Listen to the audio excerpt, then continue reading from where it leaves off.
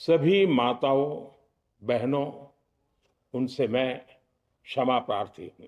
Congress, DMK, TMC और Samajwadi party जैसे दलों की स्वार्थी राजनीति का नुकसान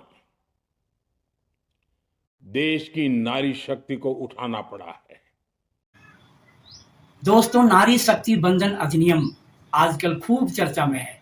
पूरे देश भर में भारतीय जनता पार्टी देश भर की महिलाओं को बुर्बक बनाने में जोर शोर से लगी हुई है। देश के संसाधन पर, देश के टैक्स के पैसे पर एक ऐसी बात को हर महिला के दिमाग में बैठाने की कोशिश की जा रही है जिसका सच से दूर दूर का रिश्ता नहीं है।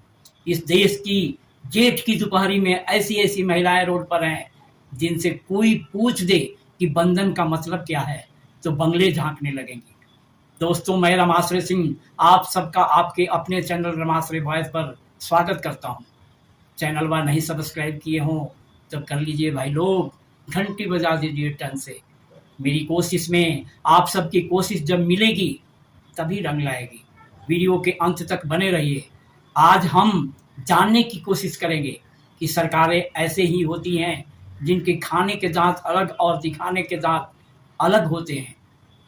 दोस्तों, यह नारी शक्ति बंधन अधिनियम 2023 सितंबर में ही, यानी आज से 30 महीना पहले ही लाया गया था, क्योंकि अगले साल ही मोदी जी को फिर से चुनाव में जाना था। तो दिखाने के लिए हाथ में एक बड़ा सा लड्डू चाहिए था। वही लड्डू था नारी शक्ति बंधन अधिनियम। बिल थंपिंग मेजोरिटी से पास हो गया। आप सोचेंगे कि थंपिंग मेजोरिटी कैसे? तो दोस्तों, डर सबको लगता है, गला सबका सूखता है। विपक्ष वाली पार्टियां इसका विरोध भला कैसे कर सकती थी?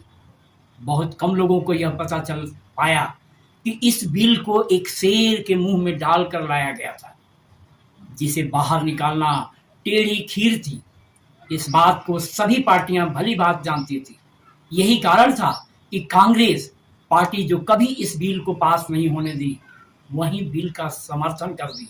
लालू, मुलायम, शरद यादव की पार्टियां भी जो कोटा विदिन कोटा पिछले 2 दशकों से चिल्ला रही थी, वो भी समर्थन में कूद गई। दोस्तों, मोदी जी की सरकार खुद इस बिल को शेर के मुंह में डालकर लाई थी। इस बात को देश की महिलाओं को समझना चाहिए। लेकिन दोस्तों, जरा एक कदम पीछे जाकर सोचिए, क्या सिर्फ कानून बना देने से समाज बदल जाता है? क्या सिर्फ संसद में सीटें दे देने से महिलाओं के हाथ में असली ताकत आ जाती है? हमारे देश का इतिहास गवाह है कि महिलाओं को अधिकार यूं ही नहीं मिले। सावित्रीबाई फुले जब लड़कियों को पढ़ाने निकली तो उन पर कीचड़ फेंका गया। डॉक्टर भीमराव अंबेडकर ने संविधान में समानता का अधिकार दिया, तब जाकर महिलाओं को अपने हक की आवाज उठाने का आधार मिला। यानी असली लड़ाई जमीन पर लड़ी जाती है, सिर्फ कागज पर नहीं। आज भी गांवों में कई जगह ऐसा देखने को मिलता है कि महिला चुनाव जीतती है, लेकिन फैसला उसका पति या परिवार का कोई पुरुष लेता है। सरपंच पति का नाम तो आपने सुना ही होगा। तो सवाल यह है कि अगर संसद में भी यही मॉडल लागू हो गया तो क्या बदलेगा? सीट महिला की होगी, लेकिन निर्णय कौन लेगा? और एक और बड़ा सवाल, 33% आरक्षण की बात तो हो रही है, लेकिन क्या इसमें सभी वर्गों की महिलाओं को बराबर मौका मिलेगा? पिछड़े, दलित, आदिवासी समाज की महिलाओं का क्या होगा? कोटा के भीतर कोटा की मांग पिछले कई सालों से क्यों उठती रही है?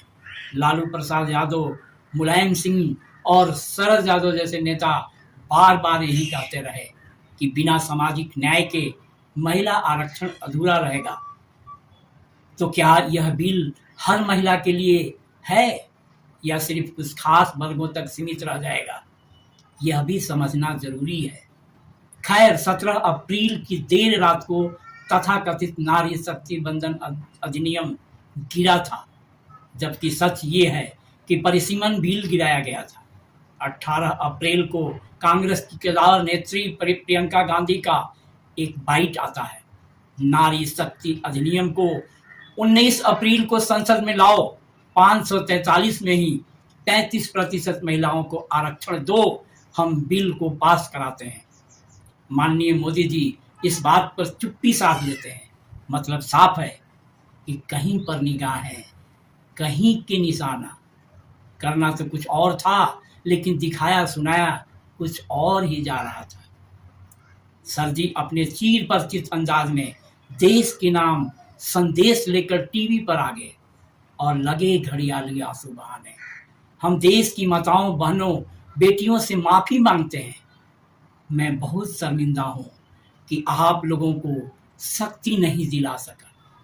हमारे देश के वो प्रधानमंत्री जिन्होंने आए दिन महिलाओं पर होते अत्याचार पर कभी माफी नहीं मांगी, सैकड़ों उदाहरण मौजूद है, कहने की जरूरत नहीं है। मोदी जी 2020 में देश के लोगों से एक बार ताली थाली बजवा चुके हैं। वो समझ चुके हैं कि हमारे देश की जनता, खासकर महिलाएं, इस बात को कभी नहीं उठाएंगी कि हे मोदी जी कितना बरगलाओगे, क्या आप पुरुष प्रधानता में विश्वास रखते हो?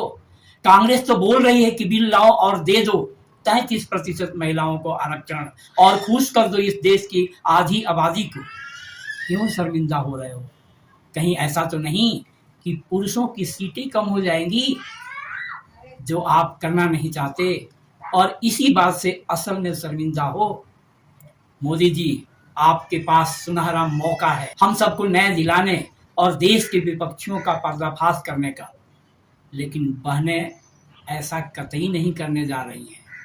2020 के बाद वैसा वाला कार्यक्रम थोड़े बंद कर दिया गया है।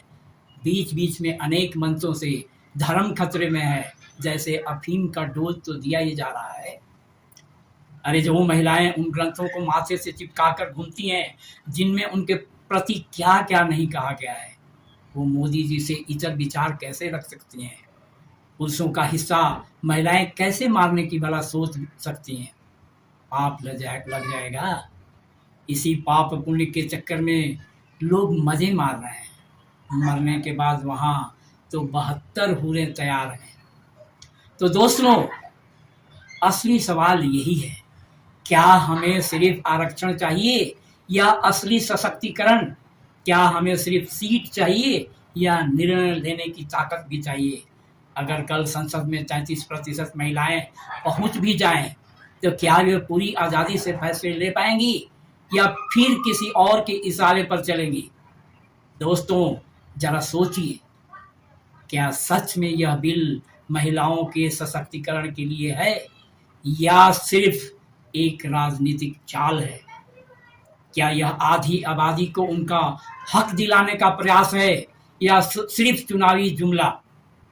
दोस्तों, आप सब कमेंट नहीं करते हैं, कमेंट जरूर कीजिए, चाहे वो निगेटिव हो या पॉजिटिव।